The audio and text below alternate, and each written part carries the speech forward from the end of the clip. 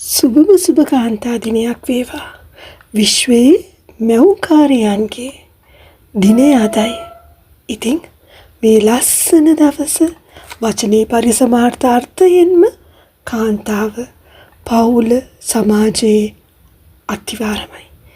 ඇය මුළු පවුලක්ම මුළු සමාජ සංස්ථාවම බිඳ වැටෙන්න දෙන්නේ නැතුව ඒක ආරක්ෂා කරලා කුටුම්බය ආරක්ෂා කරලා එය වර්ධනය කරලා එය රැක ගැනීම ඇගේ පරම යුතුකම වෙනවා. මේක මධ්‍යම පාන්තික ඒ වගේම දිනෙඳු ඊළඟ ඉහළ පාන්තික කියලා නැහැ. කාන්තාව කොයි වෙලාවෙකවත් අයිතිවාසිකම් දිනා ගන්න ඍණාත්මක ආවේගශීලී උසුගැන්වීම වලට නම් යොදෙන්නේ නැහැ.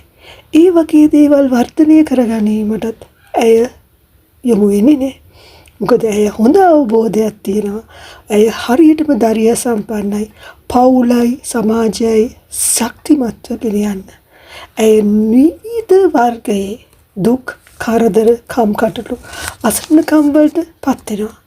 නමුත් ඇය කිසි විටකත් ගතානුගතික අනුශාසනා ඒ හනමිටි අදහස් පසකලා නිවැරදි නූතන මඟ පෙන්වීම යටතේ ඒ චිත්ත ශක්තිය බලවත් චිත්ත ශක්තියක් ඇති කරගෙන සෑම ප්‍රශ්නයකටම පිළිතුරක් සොයන්න ඇය වෙහෙස මහන්සි වෙනවා.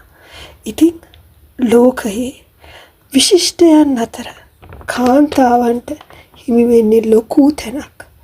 දැරියක්, බිලින්දෙක්, බිලින්දියක්, යෞවනියක්, සෙනෙහවන්තියෙක්, යෞවනියෙක්, මානවිකාවක්, පතිනියක්, යෞවනියක්, මවක්, නැන්දනියක්, සමාජයේ තනතුරු දරන්නියක්, ප්‍රධානියෙක්, ඒ වගේම අවසානයේ මිත්තනියක් වශයෙන් සමාජයේ විවිධ කටයුතු වල කිසිම වෙලාවක තමන් ගැන නොසිතා අනිත් අය ගැන සිතා වැඩ කරන තැනැත්තියක්. ඉතින් මේ විදිහට ඇය සාර්ථකත්වයට පත් වෙන්නේ කොහොමද කියලා හිතලා බැලුවොත් ඇය බුද්ධිමත්. ඇය නිවැරදි තීන්දුව ගන්න පෙළඹෙන්නේ ඉතාමත් සූක්ෂමයි.